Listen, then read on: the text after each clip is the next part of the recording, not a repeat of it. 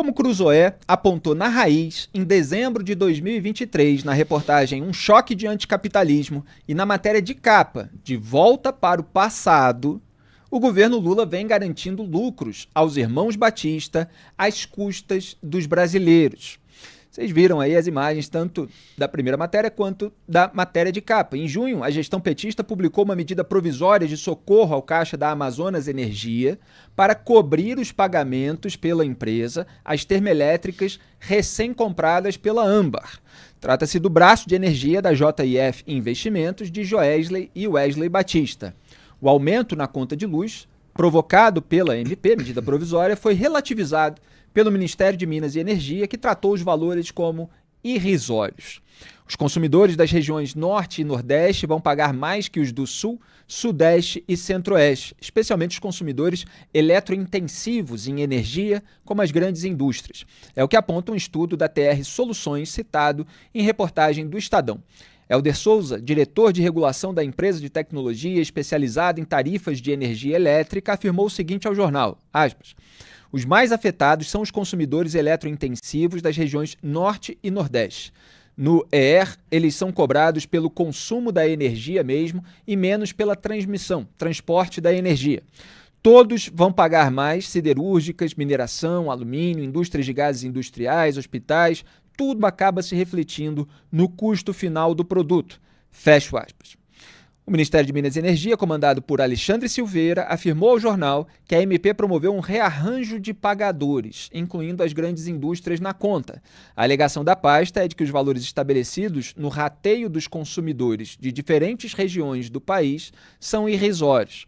Já a Âmbar, dos irmãos Batista, disse que todos os agentes do mercado elétrico tinham conhecimento, inclusive pela imprensa, de que uma solução para a sustentabilidade econômica da Amazonas Energia era urgente e iminente.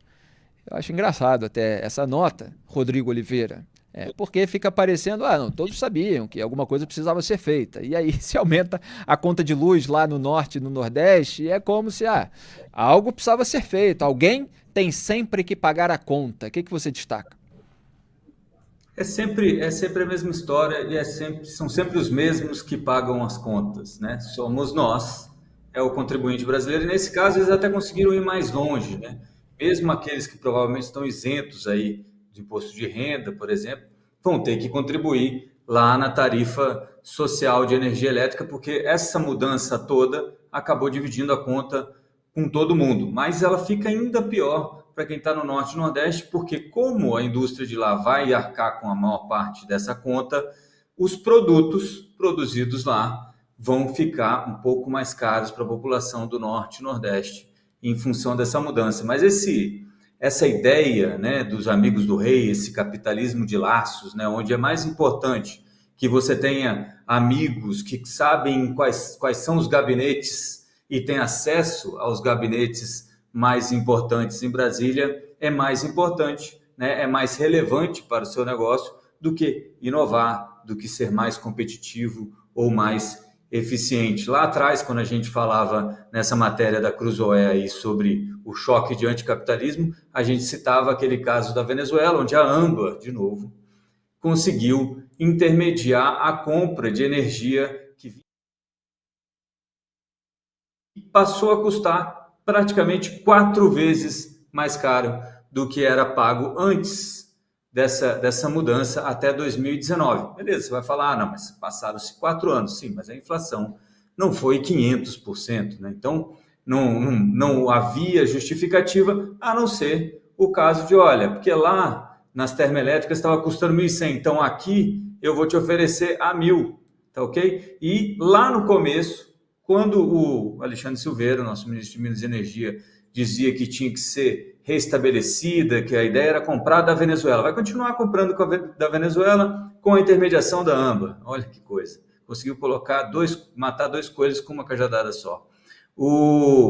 Quando ele falava disso, ele falava, não, porque a termoelétrica custa R$ 1.100 por megawatt-hora, agora a gente vai conseguir baixar isso para 100. Então, eles estão cobrando ali 10, 11 vezes o que a gente precisa pagar. Depois esqueceram dessa conta e fecharam numa conta entre 900 e R$ 1.000 o megawatt-hora.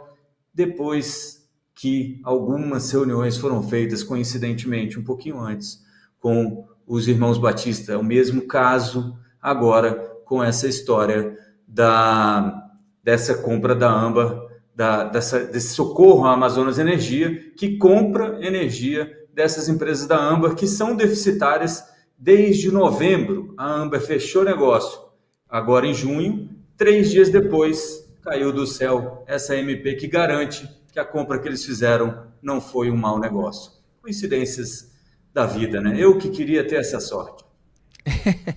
Pois é, tecnicamente o assunto é um tanto complexo para se explicar, mas as nossas reportagens detalham tudo isso desde dezembro do ano passado, que a gente está chamando a atenção para esse problema, e dessa pena saiu um galinheiro inteiro. Quer dizer, quando se vai escarafunchando cada vez mais, se vê realmente que houve uma articulação para beneficiar uma dupla de empresários da elite brasileira que confessou pagamento de suborno durante as gestões passadas do PT.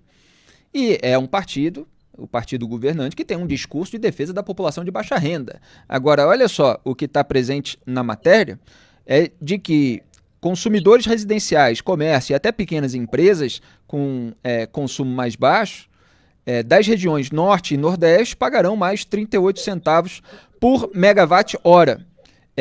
Me parece que são esses valores que o Ministério de Minas e Energia está considerando irrisório. Quer dizer, só vai aumentar um pouquinho, são ali 38 centavos por megawatt-hora, então tá tudo bem, né? Então, assim, é claro que é uma cara de pau, é uma hipocrisia, como mais um exemplo, Rodrigo, de como a realidade contrasta com o discurso. E repito, Cruzoé apontou isso na raiz, nós debatemos bastante isso em reunião de pauta naquela época. Rodrigo fez uma reportagem com um texto excelente, vale muito a pena ver, o choque de anticapitalismo, depois a matéria de capa De Volta para o Passado, que estava lá com Joesley Batista, naquela paródia de Volta para o Futuro, que aliás inspirou, aquela capa da Cruzoé que inspirou todo esse movimento das redes sociais aí de ironia ao Tachad, com capas de filme, veio daí, da inspiração dessa capa da Cruzoé. E depois ainda houve uma outra matéria do Rodrigo, que foi o capitalismo de laços, né, dá um nó no governo, também sobre reuniões secretas ali entre Fernando Haddad e empresariado, mas citando inclusive o caso dos irmãos Batista. Diga. Não, o que eu estava falando é que é justamente isso. A gente alertou sobre isso recentemente, né? Os políticos em geral, né? Mas o governo Lula especificamente, é muito importante que se preste atenção naquilo que é feito muito mais do que aquilo que é falado. Existe uma tentativa de transferência de olhar como se fosse num ato, num espetáculo de mágica, né?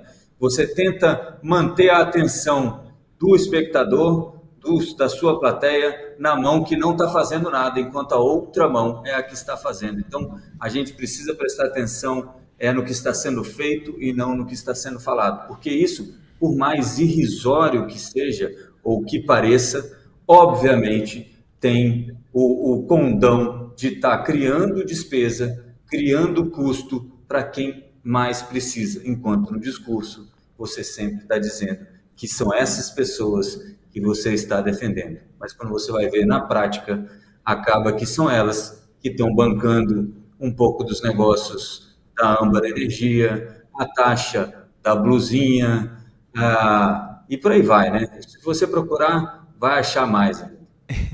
Muito obrigado, Rodrigo Oliveira, pela sua participação, esclarecendo aqui um caso complexo, mas o pano de fundo, a gente entende, benefício aos amigos do rei, às custas da sociedade.